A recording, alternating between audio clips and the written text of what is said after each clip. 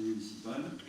Après avoir excusé un certain nombre de personnes qui sont malades, Marie-France s'est excusée, Corman Olivier a donné une procuration à Casimir, Nadine Morisseau a donné une procuration à Sandrine, Thierry Jean-Michel à Walter Jean-Marie et Virginie Schulz à moi-même.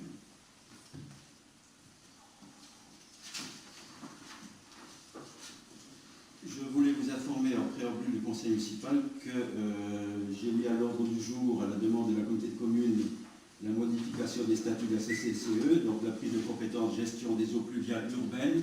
Mais en fait, dans le courrier de la communauté de communes, il y avait deux délibérations à prendre. Une deuxième qui concerne la création et gestion de maisons de services au public, MSAP. Donc si vous êtes d'accord, on prendrait les deux délibérations. Ça évite de convoquer un conseil municipal dans les 3 jours parce que le préfet est en attente des délibérations pour prendre son arrêté avant la fin de l'année. Voilà. Donc un titre tout à fait exceptionnel. Donc on passe à l'ordre du jour, approbation du compte-rendu du conseil municipal du 10 septembre 2018. Est-ce qu'il y a des remarques? Pas de remarques? Merci, qui est approuvé. Un certain nombre de communication. Donc les travaux à Ézin sont quasiment terminés. Il reste quelques petites réserves à lever. Donc l'entreprise, je pense, va venir dans les tout prochains jours, en même temps que poser un certain nombre de panneaux. Alors en ce qui concerne les panneaux, il était prévu donc par la communauté de communes de poser des panneaux zone 30, une trentaine de mètres avant les 2 plateaux surélevés et donc à la sortie des 2 plateaux vers Westmenschen, quasiment à hauteur du panneau d'agglomération. Donc c'était un certain nombre de panneaux à poser. D'autre part, lors d'une des 2 réunions de chantier, on a été interpellé par les riverains de l'entrée des Uns côté Rodemack pour nous demander également de mettre un panneau zone 30 à cet endroit-là. Ce qui aurait eu pour conséquence de multiplier le nombre de panneaux dans les Uns. Donc on a fait le choix de faire une zone 30 de la traversée des Uns et de mettre le panneau 30 aux 2 panneaux d'agglomération. Parce qu'en fait, si on mettait les panneaux uniquement pour les plateaux surélevés, il y avait toute une partie à l'entrée des Alpes qui n'était pas prise en compte. Alors, la situation est la même que dans le reste de la traversée de l'agglomération. Donc, à ce titre-là, pour que les panneaux soient posés sur le panneau de l'agglomération, j'ai pris un arrêté de zone 30 pour la totalité de la traversée des Alpes.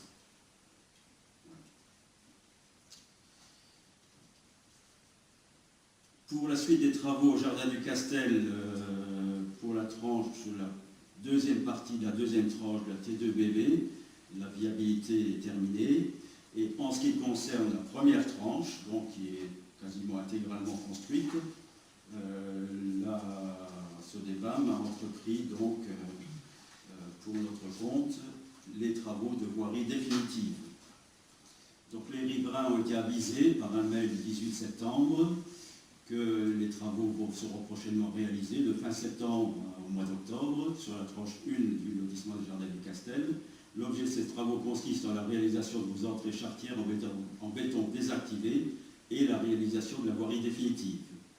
La première étape de ces travaux consistera en un remplacement des bordures abîmées, ce qui a été fait. La seconde étape sera la réalisation des entrées charretières. Donc, et l'entreprise est chargée de prendre contact directement avec chaque riverain au fur et à mesure de l'avancement du chantier. Donc un certain nombre d'entrées charretières ont été coulées la semaine dernière, les autres le seront cette semaine, et ensuite la voirie, a priori, si le temps le permet, avant la fin du mois. En ce qui concerne le syndicat des eaux, suite à l'acquisition du terrain pour y implanter le forage,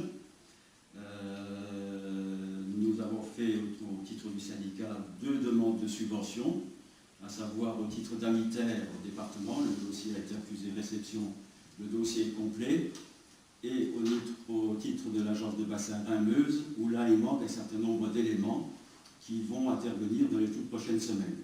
Donc je me suis rapproché de la maîtrise d'œuvre et de Madame Cachet-Marly, l'hydrogéologue, et donc on a établi le planning suivant. Novembre-décembre 2018, l'étude de projet détaillé et la réalisation du dossier loi sur l'eau. Premier trimestre 2019, instruction du DLE, montage du dossier de consultation des entreprises. Donc le DLE, c'est le dossier loi sur l'eau. Deuxième trimestre 2019, consultation des entreprises, travaux, attribution des marchés, préparation de chantier. Troisième trimestre 2019, démarrage des travaux, fin des travaux pour la fin de l'année 2019. Donc ça, c'est pour le nouveau forage dont on a parlé déjà ici depuis un certain temps. En ce qui concerne toujours le syndicat des eaux, on a été amené à faire de gros travaux, sera amené à faire de gros travaux dans les prochaines semaines pour environ 90 000 €, à savoir le transformateur qui assurera le poteau pour la station de pompage de Halin a brûlé. Et donc ça nous coûte, le syndicat des eaux était propriétaire de ce transformateur. Donc il y a une dépense de 17 000 €. Le temps que le transformateur soit remplacé par Enedis, on a dû louer avec l'électrogène, ça nous a coûté 3 000 €. On doit également mettre un hydrostat de secours à la station de Halin et on doit remplacer toutes les portes des réservoirs à Zemin, à Rodemack, à Putelange par une porte anti-intrusion pour éviter donc toutes les intrusions éventuelles. Et cette porte est reliée directement à Florange, au siège de Veolia. Ensuite, il y a des vannes de sectionnement de Zemin qui doivent être remplacées. On a déjà essayé de les réparer à plusieurs reprises, donc ça continue à fuir. Donc on va les remplacer et on va renouveler également les vannes de sectionnement à Imelin, puisque là, le comité de commune va faire la voirie définitive. Donc ces vannes vont également être changées. 13 206 €. Donc au total, il y en a pour 90 000 € de dépenses d'ici la fin de l'année. Et l'année prochaine, bien sûr, là, le forage.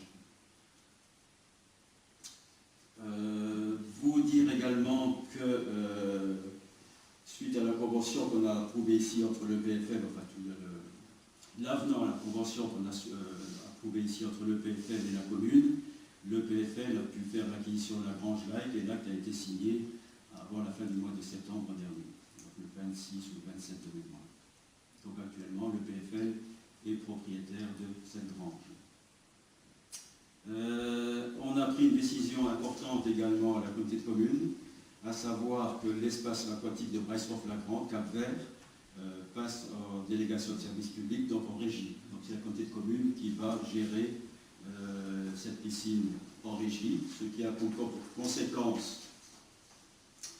Donc le conseil communautaire a délibéré et a décidé de retenir la régie directe pour la gestion de l'espace aquatique Cap-Vert de Breistorf à compter du 1er janvier 2019. Préciser que cette régie sera chargée de l'administration des services publics administratifs, SPA. De préciser que les modalités de reprise du personnel feront l'objet de délibération antérieure. Le personnel qui souhaite être repris par la communauté de communes le sera. De préciser que les modalités de reprise des biens et stocks nécessaires à l'exploitation financière tout ou partie par le délégataire feront l'objet de précisions ultérieures et les dépenses correspondantes seront inscrites au budget punitif 2019 de la CCCE. Voilà. Donc il y avait un certain nombre de dysfonctionnements depuis un certain temps déjà et les choses ne s'améliorant pas. On a décidé donc de prendre la gestion de la piscine en régie comme on l'avait fait antérieurement pour les ordures ménagères. Donc en ce qui concerne la maison Stark, donc vous savez que le déroulement de la procédure d'appel d'offres pour la mission de maîtrise d'œuvre se déroule en 2 temps. Dans un premier temps, la SODEVAM a recueilli les candidatures au nombre de 11 et on pouvait retenir, la CAO qui s'est réunie le 3 octobre a donc retenu 5 candidats sur les 11.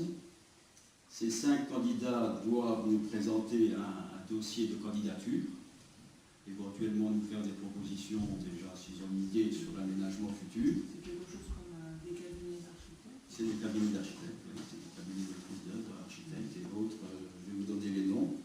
Et les 5 candidats seront auditionnés par la commission d'appel d'offres le 6 décembre de 9h à 16h.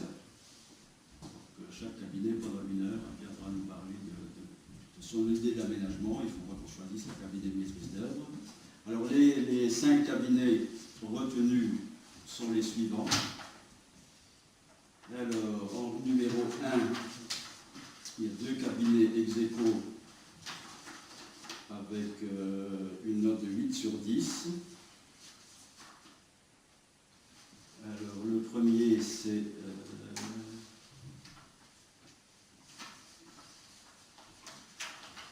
François-Henri Magrin de Nancy, au TE Ingénierie de Metz, avec une note de 8 sur 10. Premier ex-aequo, un cabinet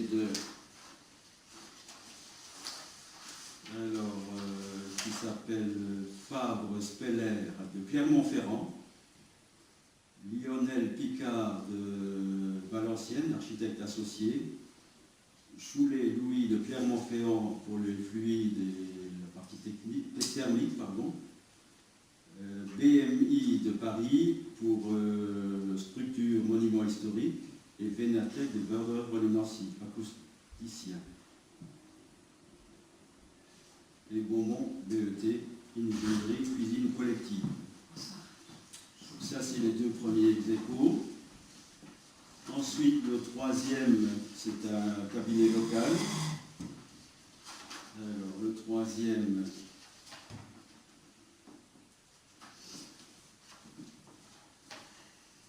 c'est Benjamin Schott, architecte à Metz, Yannick Labarre à Thionville, Bicom à Lutz, Bureau Prévention à Lutz et Vénatec, Vendœuvre-les-Nancy. Ensuite, il y a également Busato Maxime.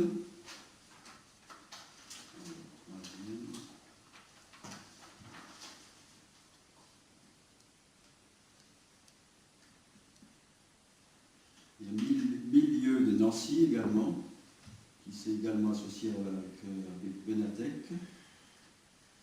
Voilà. Et Busato Maxime de Metz, Jonathan Coppa de Metz, un économiste de Saverne.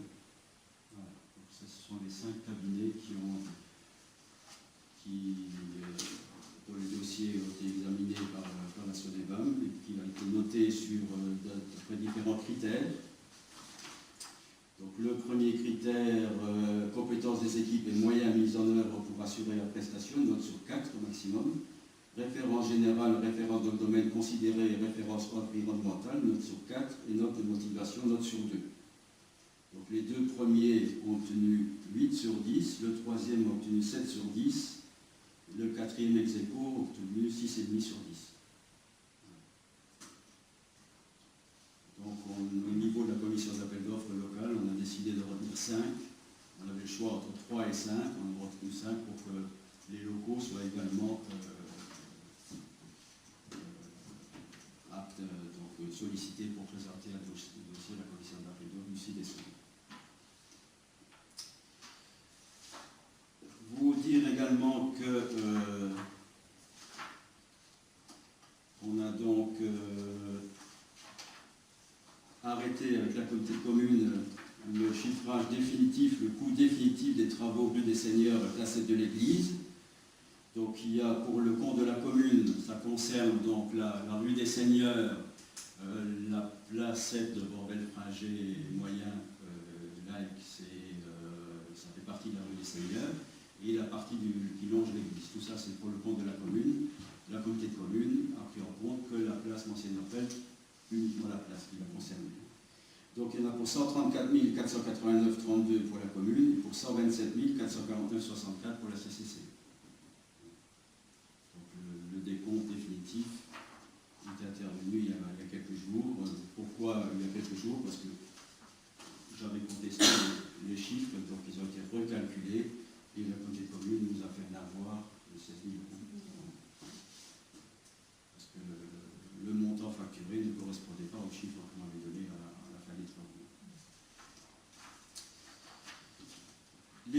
de l'amitié. Donc, d'ailleurs, je vous remercie toutes et tous d'avoir participé. Hein. On a encaissé brut 819,70 €, moins 243,20 € de brioche, payé donc au boulanger et les sapins-pompiers. Donc, il reste net, qui a été déposé par Sandrine, merci, hein, à la PEI ce matin pour 576,50 €. C'est pas mal, c'est mieux que les autres années. Bravo. Et puis, vous avez l'article sur la table, le Rodemack a été élu le plus beau village de France. Je vais profiter de l'occasion pour remercier tous les Rodemacquois qui se sont fortement mobilisés et en apportant leur vote à notre commune. Donc, 1250 habitants, 2700 votes, ou un peu plus même. Donc, c'est tout à fait remarquable. Vous faire part également des remerciements des responsables du comité d'organisation du 33e Tour de Moselle, qui nous adressent ces publics remerciements pour avoir contribué à la réussite de cette manifestation. On a reçu également ce jour des remerciements des AVP pour notre participation à la convention de feu qui s'est déroulée à la Citadelle. Je voudrais profiter de l'occasion pour remercier Caroline parce qu'elle a fait un gros travail pour que cette manifestation ait lieu. C'est elle qui a chapeauté quasiment cette manifestation avec d'aide d'autres personnes, mais c'est elle qui l'a chapeauté. Donc Sandrine, félicitations et merci.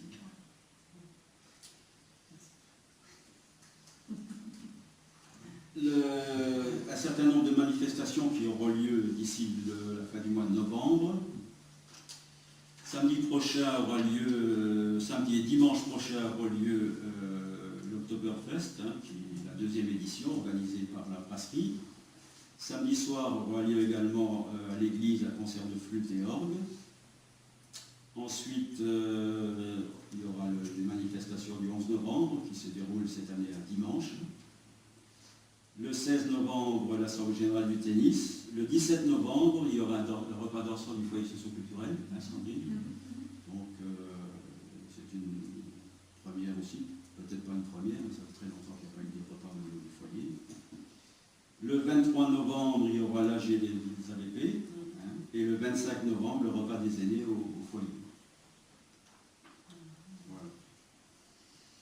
Pour les communications. Donc on va dérouler notre ordre du jour. Cotisation Fondation du patrimoine. Donc c'est la cotisation annuelle. Cette année, comme l'an dernier, elle est de 120 €. Donc comme on travaille beaucoup avec la Fondation du patrimoine, nous avons soutenu dans diverses opérations. Je vous propose donc de décider de leur verser ces 120 €. Alors, en ce qui concerne la Piscool, donc on a déjà parlé ici à plusieurs reprises. Donc c'est un projet d'école avec l'école élémentaire Jean-Marie Pett, l'association Apicool de Puy-Blanchet de Thionville. Et là, on rentre dans la 3e année du projet. Alors, qu'est-ce qui est prévu pour la 3e année? Donc, il y aura un travail qui va continuer avec les enfants des écoles. Il devrait y avoir la réalisation d'une fresque collective qui sera accrochée dans la cour de l'école. La réalisation d'un poster à transmettre aux habitants de la commune. La réalisation d'un flyer présentant le lieu et également l'aménagement qui a eu, les aménagements qui ont eu lieu dans la cour de l'école et dans le jardin près du cimetière. Il devrait voir également une réalisation d'une mare comme dernier aménagement du lieu. Et le projet se clôturera lors de la fête de l'école en fin d'année scolaire. Donc ça, il y a un certain budget qui comprend l'intervention dans les écoles et les frais divers.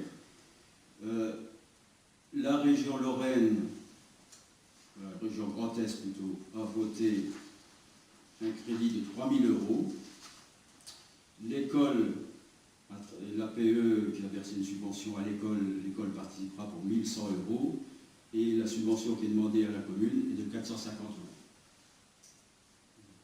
€. Donc je vous propose donc de participer à un montant de 450 €, c'est ce qui nous est demandé, pour terminer ce projet d'école, l'aménagement de la cour de l'école et du lieu près du cimetière pour accompagner l'école élémentaire jusqu'à la fin de ce projet. On l'a vu lors de leur petite inauguration que les écoliers participent vraiment vont participer de manière optimale. Et ce serait dommage que ça s'arrête en cours. Donc, la proposition, une subvention de 450 € de la part de la commune. Alors ensuite, on a été sollicité par la région Grand Est toujours. Un mail qui est arrivé en mairie avec une délibération, un modèle de délibération, également une charte régionale d'entretien et de gestion des espaces publics communaux. Je lis le mail. Bonjour Monsieur le maire, je viens de constater dans la presse régionale que votre commune est engagée dans une démarche d'entretien et de gestion des espaces communaux visant à ne plus utiliser de produits phytosanitaires, notamment des herbicides, et vous souhaitez inscrire ces pratiques dans la durée, réalisation d'un jardin à l'école Jean-Marie Pelt, etc. La région Grand Est et les agences de l'eau mettent à l'honneur les communes engagées dans une démarche respectueuse de l'environnement et contribuant à la préservation des ressources en eau. À cette occasion, il vous est donné l'opportunité de concourir à ce dispositif en participant à l'automne 2018, un audit financé par la région Grand Est et les agences de l'eau.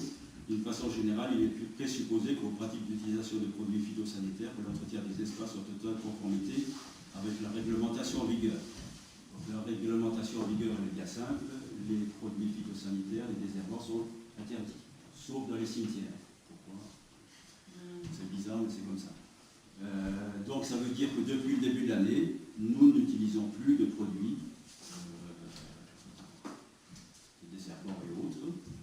Ça veut dire aussi que nous avons fait le choix avec les ouvriers communaux de ne pas utiliser la seule chose qui nous reste, c'est-à-dire brûler au gaz les feuilles, parce que ça n'a aucune utilité. Ce qui sort de terre est brûlé, mais les racines restent dans terre. Donc ça repose d'autant plus vite. Donc depuis le début de l'année, on s'amuse à arracher les herbes et à piocher, à gratter, à balayer pour enlever les herbes autant que possible entre les graviers et les endroits où elles sont poussées. Voilà. Donc ça c'est la réalité. De toute manière, les désherbants qui sont vendus n'ont aucune efficacité. Si on voulait même s'en servir, on pourrait mettre des doses tellement fortes que ça n'a plus de sens. Voilà. Voilà. Donc, à partir de là, nous devrions rentrer dans les critères fixés par les agences de l'eau, puisque la démarche sur 3 ans, c'est une démarche zéro pesticide. Donc, c'est ce qui figure dans la charte. Il y a plusieurs niveaux. Niveau 1, respect de la loi. Donc, ça, on le respecte. Formalisation de la démarche. Niveau 2, non-utilisation depuis au moins 1 an de produits phytosanitaires, autres que ceux listés ci-après, produits de biocontrôle, produits à faible risque, produits autorisés en agriculture biologique. On ne va pas faire de dépenses à ce niveau-là, puisque en fait ça n'a aucune incidence, aucune efficacité. Et au niveau 3, suppression de l'utilisation de la totalité des produits phytosanitaires, suppression des produits anti-mousse sur les espaces extérieurs, initiation d'une démarche de préservation de la biodiversité, communication régulière avec les autres gestionnaires susceptibles d'entretenir des espaces verts, groupements intercommunaux, entreprises, lycées, écoles, établissements de santé, plateformes, surface d'industrie. Voilà. Moi, ce que je vous propose ce soir, c'est de prendre la délibération pour enclencher le processus, et ensuite l'agence de bassin, la région Grand Est viendront nous voir au MAC et vont nous questionner, ainsi que les ouvriers communaux, sur notre façon de gérer les espaces publics. Donc la délibération est la suivante. L'objet, c'est participation à l'opération commune nature, signature d'une charte avec la région Grand Est. L'utilisation de produits phytosanitaires constitue une source de pollution importante des eaux souterraines et superficielles. Les diagnostics sur la qualité des eaux souterraines, notamment par la région Grand Est et les agences de l'eau, ont régulièrement mis en évidence que la pollution des eaux souterraines par les produits phytosanitaires constitue un facteur de déclassement important de la qualité des ressources en eau, et notamment des captages d'eau potable. Les pratiques des collectivités contribuent à cette pollution.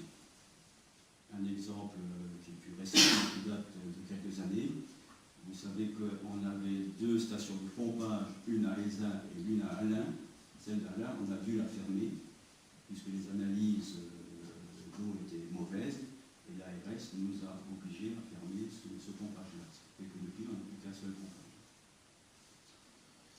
La région Grand Est et les agences de l'eau souhaitent mettre à l'honneur les communes engagées dans une démarche respectueuse de l'environnement et contribuant à la préservation des ressources en eau. Dans ce cadre, il est donc proposé de concourir au dispositif Commune Nature en participant à cette distinction et à une future campagne d'audit qui permettra d'illustrer et de valoriser le degré d'avancement de la commune dans cette pratique d'entretien des espaces publics.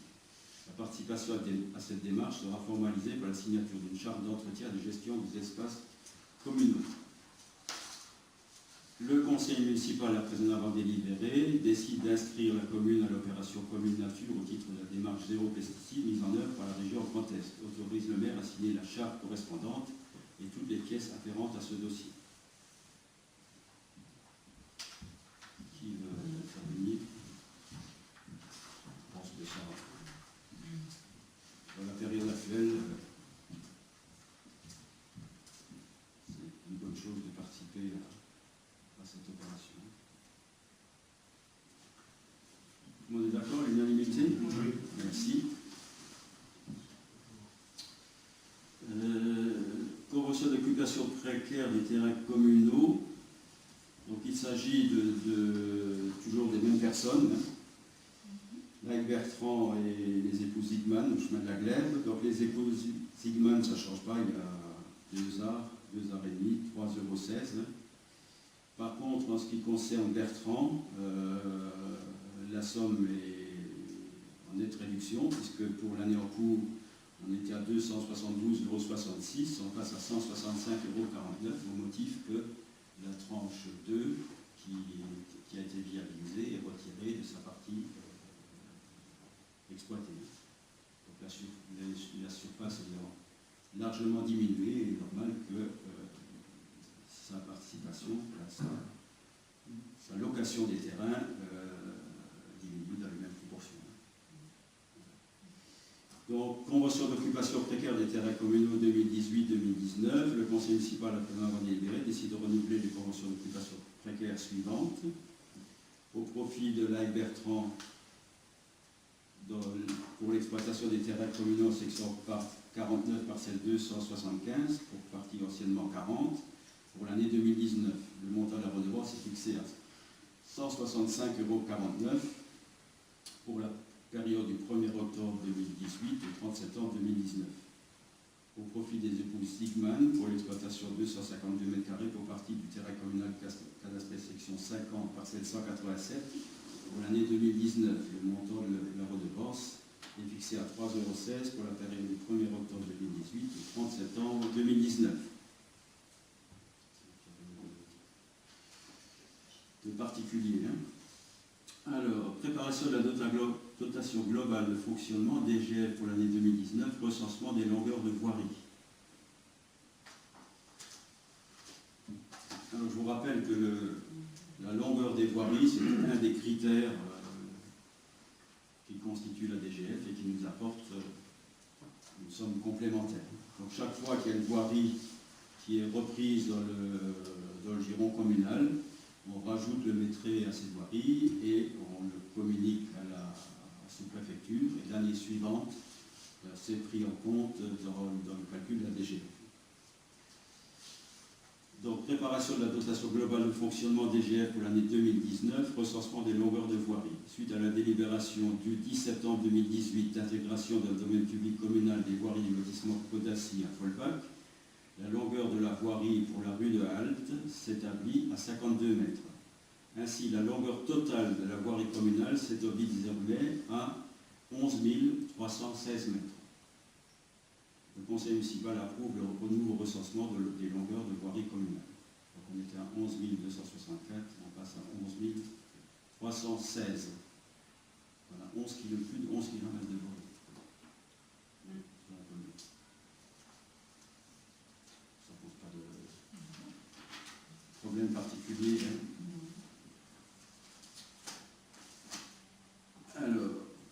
modification des statuts de la CCCE, il y a 2 modifications de statut. Il y a la prise de compétence gestion des eaux pluviales urbaines et création et gestion des maisons de services au public, MSAP. Donc on va commencer par celle-ci, si vous permettez. Alors, création et gestion de maisons de services au public. Voilà, donc on va, en lisant la délibération, en fait c'est une dénomination qui figure dans la loi NOTRe, qui remplace le titre de CIAS, Centre intercommunal d'action sociale. Le Centre communal d'action sociale, le Centre intercommunal d'action sociale, CIAS, n'a pas pu se constituer au sein de la communauté de communes au motif que les communes d'Étanges-Grandes et de Cattenom n'ont pas voulu se séparer de leur CCAS. Voilà. Donc pour que le CIAS soit constitué au niveau de la communauté de communes, il aurait fallu que les 20 communes de la communauté soient d'accord. Or, les 2 plus importantes, Étanges et Cattenom, ont souhaité garder leur CCAS. Donc la communauté est actuellement en train de construire sur la zone d'Entrange, donc c'est à la sortie de Étanges-Autriche, près de la zone artisanale où il y a Lidl et le match. Vous allez un peu plus loin, vous arrivez à une zone habitée. Donc la partie habitée fait partie de la commune d'Étanges-Grandes. Et tout de suite après, vous arrivez sur la commune d'Entrange à travers la zone artisanale. Donc à cet endroit-là, est en cours de construction, les travaux devraient être terminés pour la fin de l'année. La communauté de communes construit donc cette maison des services publics et construit également une cuisine centrale pour fournir en repas les maisons de retraite, les crèches, les périscolaires de la communauté. Et c'est le foyer des jeunes travailleurs de Thionville qui va gérer ce restaurant, au motif que le foyer des jeunes travailleurs à Thionville n'arrive plus à assumer la totalité des repas qui lui sont demandés et que le foyer des jeunes travailleurs à Thionville ne peut plus s'étendre. C'est-à-dire qu'ils ont déjà étendu les cuisines à plusieurs reprises, là maintenant ils sont taqués de place et ils sont taqués du nombre de repas produits. Donc c'est la communauté de communes qui a construit une cuisine centrale à Étrange et ça va être géré, les repas sont fabriqués par le foyer des jeunes travailleurs. Alors, la première délibération est la suivante. Modification des statuts de la communauté de communes, transfert de la compétence, création et gestion de maisons de services au public, MSAP. En fait, ce n'est pas un transfert, puisque la commune de Rodemack n'avait pas cette compétence, mais aurait pu l'acquérir à travers la loi NOTRe. Donc la communauté de communes de Cattenom et environ a décidé de construire sur son territoire, à la ZAC Entrange, un équipement multivocation dénommé Pôle Social, qui comprend une cuisine centrale et des locaux administratifs destinés au développement de sa politique sociale. Dans ce cadre, et notamment en remplacement du projet initial d'un centre intercommunal d'action sociale, CIAS, la commission politique sociale a mené une réflexion sur l'opportunité de mettre en place au sein de ce nouveau bâtiment une maison de service au public, MSAP. Les maisons de service au public ont été créées par la loi NOTRe du 7 août 2015. Ce dispositif porte une ambition forte du gouvernement, celle d'assurer à tous les citoyens un égal accès aux services publics sur l'ensemble du territoire. Les MSAP rassemblent en un lieu unique une offre de services à l'attention de tous les publics. Démarches administratives, aides et prestations sociales, accompagnement numérique ou encore aide à la recherche d'un emploi font partie de cette offre de proximité et de qualité. Des agents formés par les opérateurs partenaires accompagnent ainsi les usagers dans leur démarche de la vie quotidienne. Ce guichet doit assurer un accueil physique au moins 24 heures par semaine. Le Commissariat général à l'égalité des territoires, CGET, pilote ce service et anime le réseau de partenaires nationaux. L'animation du réseau national et MSAP a été confiée à la Caisse des dépôts.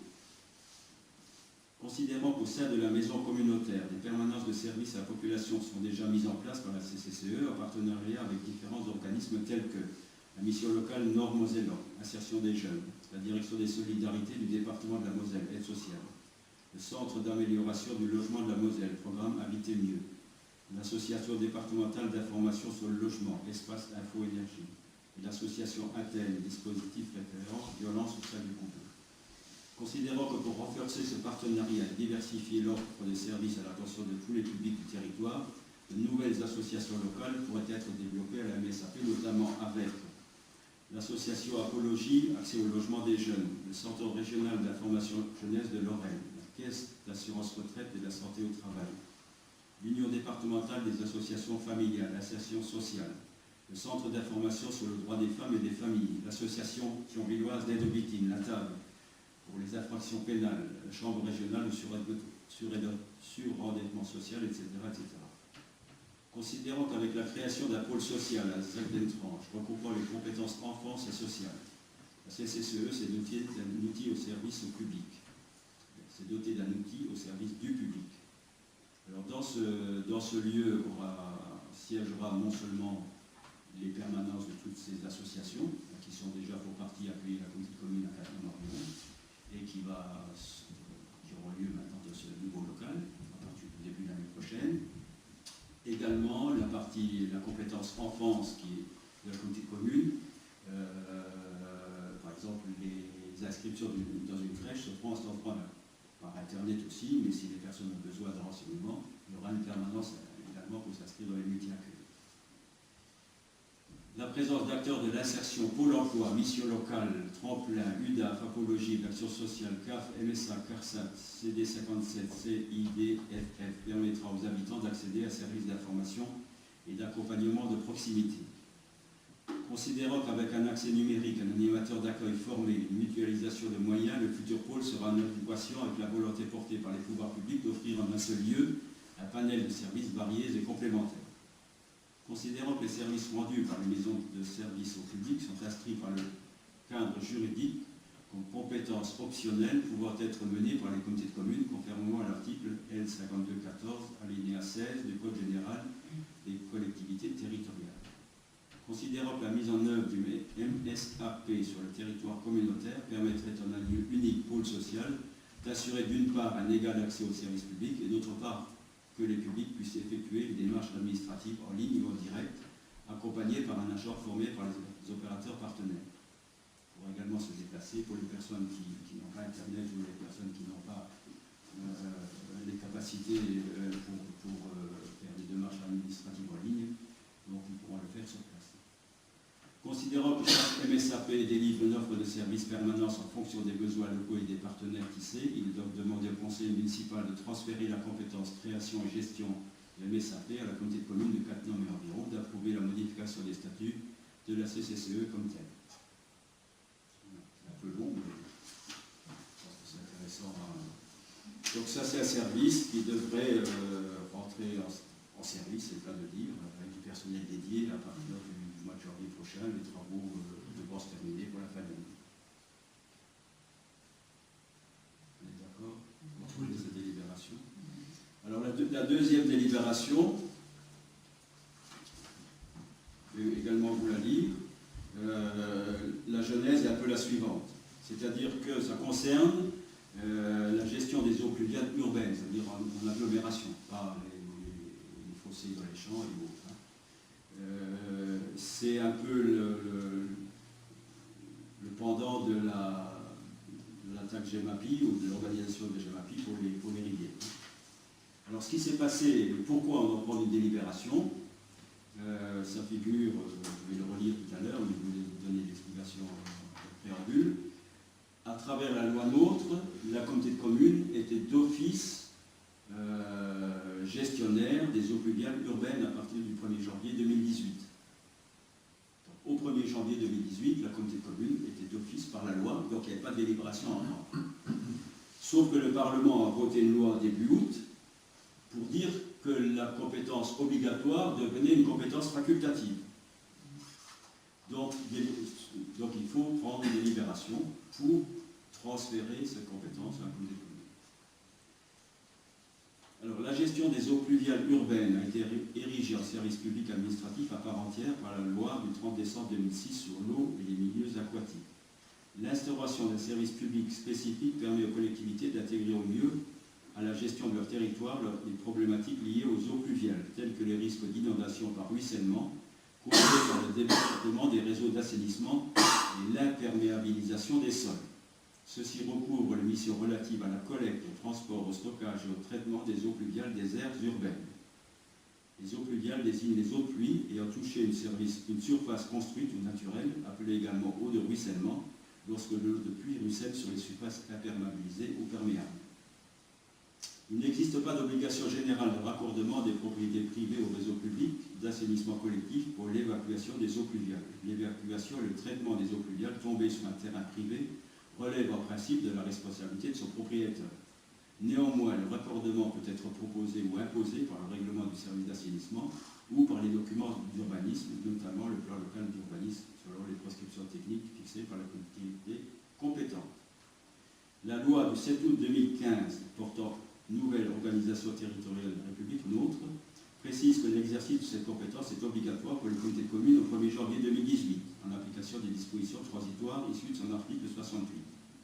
Toutefois, la loi du 3 août 2018 requalifie cette compétence en la distinguant de la compétence assainissement et en la rendant facultative. Considérant que la gestion des eaux pluviales urbaines représente un enjeu important et sensible à la convergence des compétences assainissement et GEMAPI. GEMAPI, c'est les rivières. Considérant que l'exercice de la compétence gestion des eaux pluviales urbaines est pertinente au niveau du territoire de Cattenom et environ, il est donc demandé au conseil municipal de transférer la compétence gestion des eaux pluviales urbaines à la communauté de communes de Cattenom et environ, telle qu'elle est libérée dans les statuts, et d'approuver la modification des statuts de la communauté de communes telle qu'annexée.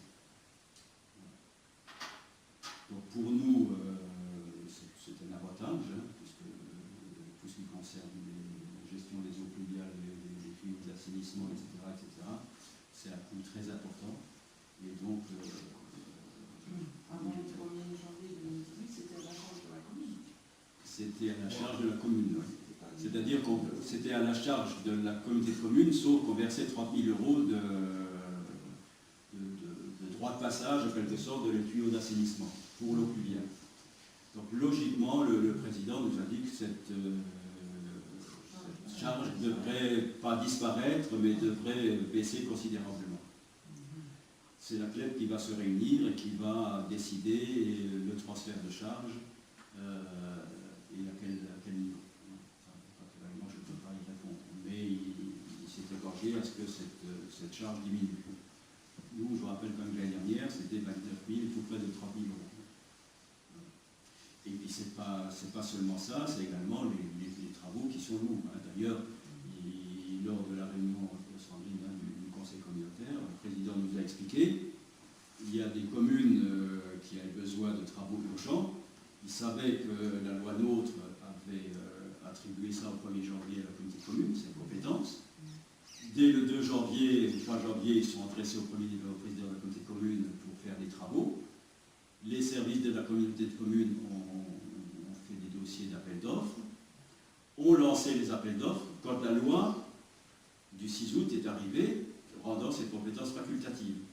Ce qui fait qu'actuellement, les travaux sont bloqués parce que dans la période intermédiaire, jusqu'à ce que toutes les communes délibèrent et que le préfet prenne son arrêté, la communauté de communes n'a plus la compétence. Donc il avait du 1er janvier au 6 août, depuis le 6 août ils ne l'ont plus, et lorsque les communes auront délibéré, ils l'auront dit. Voilà. Et ils pourront faire les travaux. Donc, on est d'accord pour l'approuver.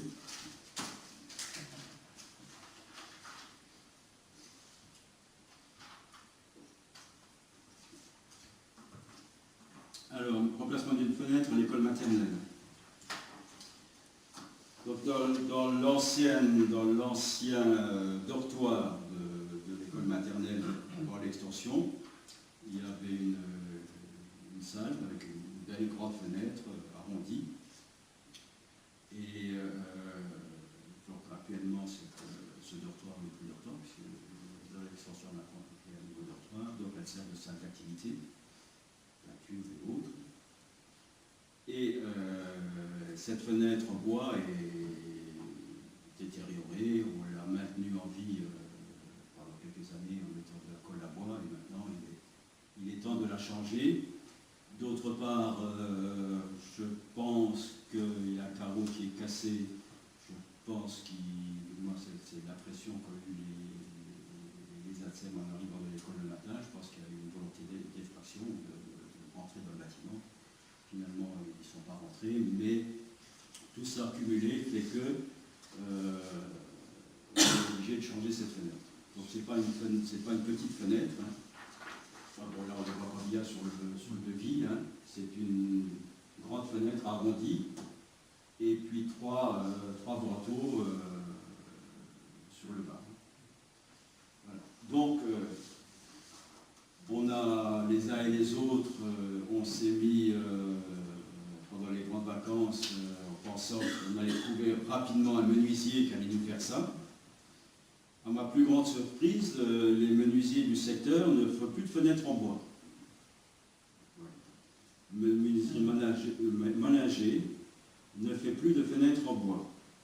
Culture Bois de Fixem ne fait pas de fenêtres en bois. Alors ça n'imaginez même pas que c'était possible. Taïchen de Cattenom, bon, il n'a même pas répondu, il s'est bouqué. Ensuite, oui, il travaille très bien. Mais...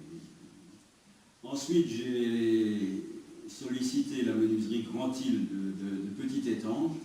Tenez-vous bien, il m'a fait un devis de 10 604,40 €. 10 604,40 €.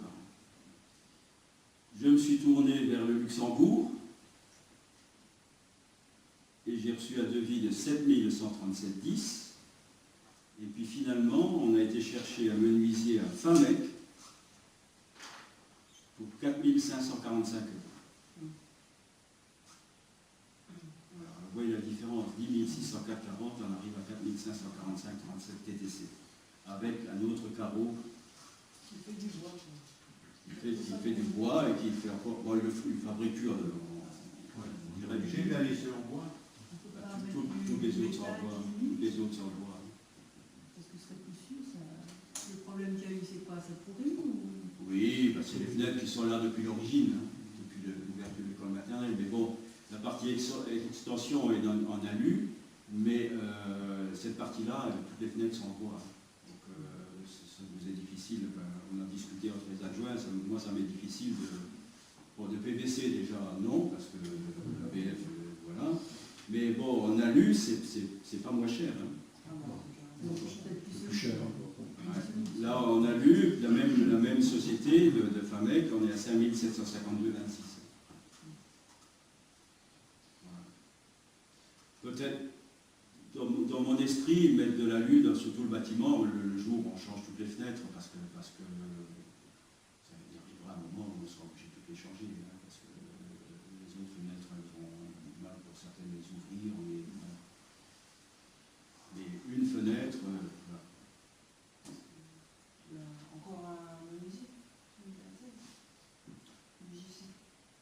Ouais, mais bon, j'en ai sollicité plein. J'ai sollicité Maninger, j'ai sollicité Taïchen, j'ai sollicité Grand-Île, j'ai sollicité Chéret, j'ai sollicité Culture Bois, Fixem, j'ai... Les menuisiers du secteur, ils sont tous...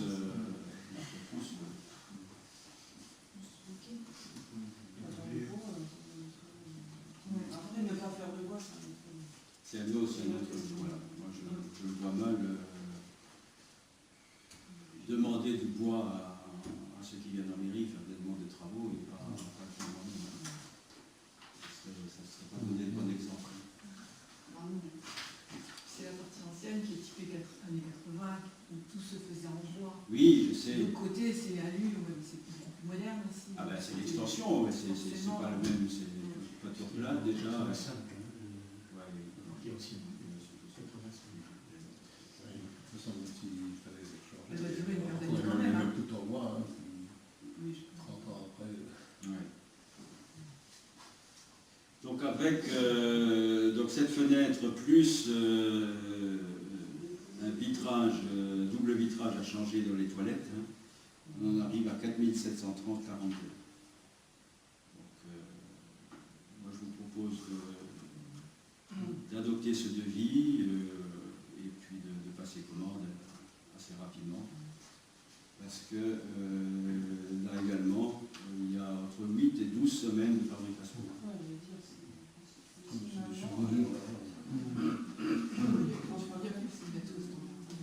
Oui, changer de fenêtre en plein hiver, c'est pas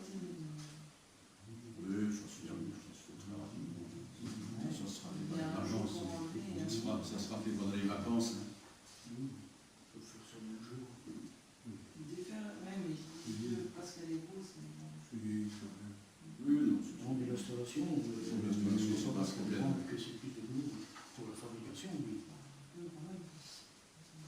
On est d'accord pour approuver le devis Oui. pour qu'on puisse 8 à 12 semaines après mesure.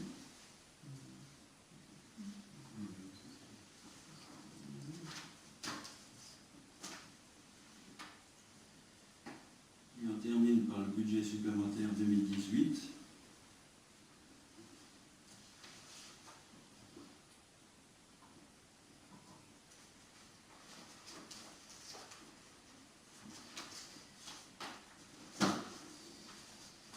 Alors,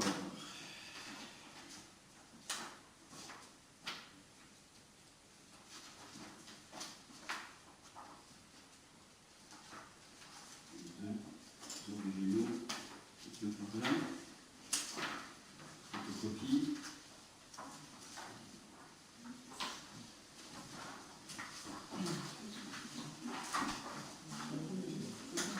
C'est bon?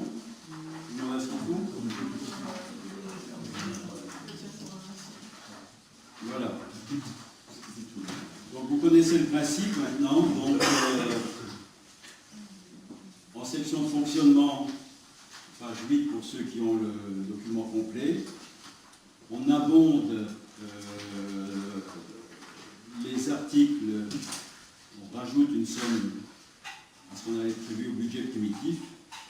En fait, on adapte aux dépenses réalisées jusqu'à ce jour ou qui devraient intervenir d'ici la fin de l'année. Donc, eau et assainissement, on avait prévu 3500. Ça ne sera pas suffisant parce qu'il y a encore une facturation d'ici la fin de l'année. Donc, ajouter 1000 euros. Énergie, c'est toujours ajouté. Énergie, électricité, donc on avait prévu 66 000. Donc je vous rappelle que l'énergie, électricité, c'est tous les bâtiments communaux qui soient chauffés à l'électricité ou au gaz, et également l'éclairage public.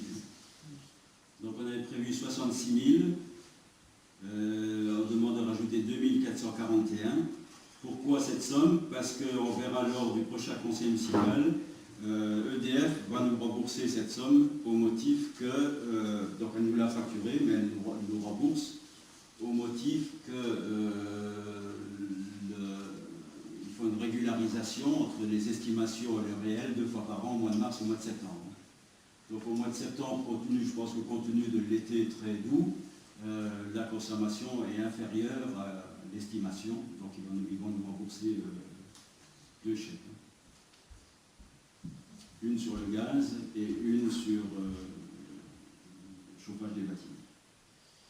Donc plus 2441, carburant plus 500, autres matières et fournitures 3500, donc autres matières et fournitures, qu'est-ce qu'on a payé là-dessus? Ça c'est l'article 6068.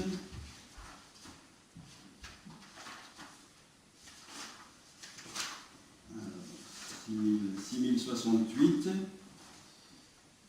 Alors, on a acheté sur cet article les fleurs pour 3528,47 €, le terreau et autres fournitures pour 1618,71 €, et la trésorerie nous a mis sur cet article pour 1550,40 € la réfection du pressoir, la partie bois du pressoir, hein, qui est une dépense exceptionnelle. C'est la raison pour laquelle on arrive à 6697,58, donc plus 3005. Les bâtiments publics, donc antérieurement, on mettait tout ce qui était dépensé pour les bâtiments publics en investissement. Vous savez que depuis l'année dernière, on met ça en fonctionnement et on peut récupérer la TVA en fonctionnement. C'est la raison pour laquelle tout ce qui concerne les bâtiments publics, grosses ou petites réparations, on le met sur cet article et on abonde, on vous propose d'abonder de 5500 €. 61, alors c'est... Bon, antérieurement, c'est tout ce qu'on a acheté chez Moussebaum. Maintenant, la On achète ça à Bricomarché, à l'IFMAT. C'est également la réparation des plâtreries Mosena, des plaques de faux plafond ici dans la salle de la mairie. C'est la réparation d'une pompe à la fontaine. C'est entre autres Grec Voiture qui est intervenu sur Atois. Syntec, tout ce qui est incendie, donc contrôle des incendies. Plâtrerie Mosellan, une deuxième fois, GEMA incendie, réparation des chauffages dans les bâtiments communaux, etc. etc. On a actuellement pour 11 067,24. Et donc, je vous propose 5 500 €. La fenêtre qu'on va commander sera également payée sur cet article-là. Il en est même des voiries. Hein. Alors, voirie, c'est la réparation d'un lampadaire par Citéos pour 1 622 €. Et signalisation Lacroix 2 fois, c'est les panneaux de rue à Rodemack et à Folbach. Ensuite, bois et forêt. Donc on a eu des recettes de bois importantes l'année dernière. Aujourd'hui, il faut payer l'ONF. Matériel roulant. Donc ça, c'est toutes les réparations chez Hakel sur le tracteur, sur les différentes machines. Voilà. Autres biens mobiliers, plus 200. Maintenance, plus 3000. Alors, maintenance, il s'agit des photocopieurs, des 2 montres handicapées, Hermès, Minolta, Socotec, ça c'est le contrôle électrique des bâtiments où il y a des écoles et du foyer, et tout le reste c'est la maintenance des photocopieurs, mairie et école. Et 653 de taxes foncières en supplément. Donc total pour l'article 011, 21 294. En ce qui concerne les charges de personnel, on vous propose de rajouter 200 € pour la cotisation au centre de la fonction publique territoriale, 4 000 € pour le personnel titulaire, ça prend en compte les augmentations de cours d'année, c'est-à-dire les augmentations d'ADIS à l'ancienneté, et également 1 500 € pour les cotisations aux caisses de retraite. Donc total 5 700 €. Alors les indemnités, plus 600 €. Les indemnités n'ont pas augmenté, mais il y a une cotisation supplémentaire qui nous est retirée tous les mois, c'est-à-dire le DIF. Alors, c'est quel article ça ? Voilà. C'est le DIF des élus, la formation des élus. Donc on ne payait pas ça, ça n'était pas retiré sur les indemnités des élus antérieurement. Donc là maintenant c'est retiré, donc à partir du moment où c'est retiré sur notre salaire, c'est une dépense sur cet article. Voilà, 600 €. Donc total des dépenses 27 594. Donc il nous faut trouver 27 594 en recettes. Donc on a fait une recette non prévue de 881 € de concession dans les cimetières. Redevance d'occupation du domaine public communal, plus 276 €. Location de droit de chasse, plus 3 000 €. 3 000 € proviennent donc d'années de retard qui ont été payées par la perception sur les forêts de Zougel et de Boust. Total 4 157 pour le chapitre 70. Pour le chapitre 73, on a une recette exceptionnelle de 310 € de droit de place. Donc 310 € pour le chapitre 73. Pour le chapitre 74, dotation de solidarité rurale, on a touché 828 € de plus. Je vous disais tout à l'heure que les FCTVA, on le touche maintenant en fonctionnement. Donc on a touché 1 624 €. Autre, c'est les droits de mutation. L'année dernière, on a touché 16 500 euros. Cette année, on a touché 8 422 euros de plus. Si vous regardez la télé ou vous lisez la presse, les ventes ont bien fonctionné l'année dernière et l'année d'avant. Donc ça nous rapporte 8 422 euros de plus. Total, 10 874 euros. Revenu des immeubles, on avait prévu 40 000. Donc immeubles, c'est les locations, c'est le foyer socio-culturel, c'est les gîtes. Qu'est-ce qui explique qu'on a 1% en plus? C'est les gîtes, ils étaient quasiment constamment occupés cette année, ce qui n'est pas le cas avec les autres années. Que ce soit nos 2 ou 3 gîtes communaux à Maison Rurale ou à Zémin, ils étaient constamment occupés. Donc, avec les locations qu'on fait, ça chiffre vite. Mais ça, on ne peut pas le prévoir, hein, puisque c'est aléatoire d'une année sur l'autre. Donc, total 24 341. On a vendu pour 600 euros un terrain au syndicat des eaux. Et on a des recettes supplémentaires pour 2 653 euros. Et ce qui nous permet d'équilibrer à 27 594 euros. Les autres produits de gestion courante. Alors, d'autres produits de gestion courante, c'est où ça?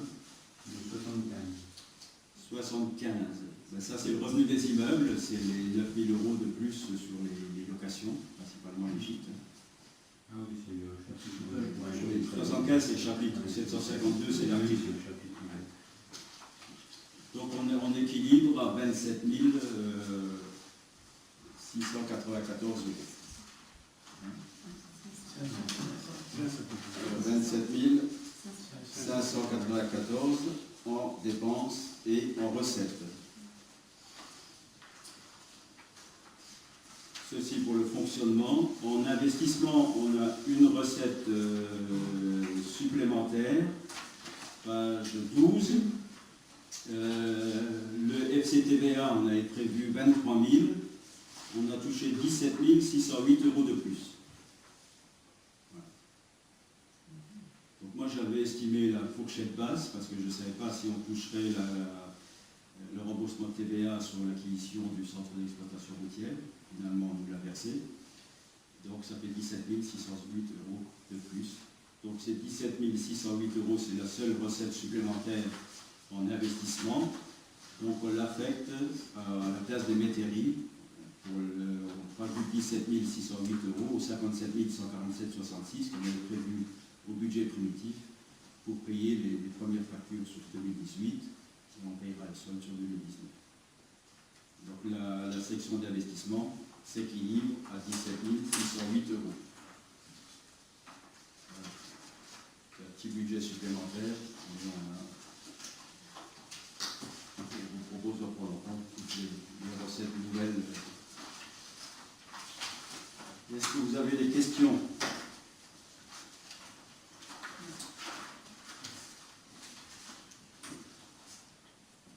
S'il n'y a pas de questions, je vous propose d'approuver le budget supplémentaire 2018. On est d'accord? Merci, à l'unanimité. Je fais tourner pour la signature.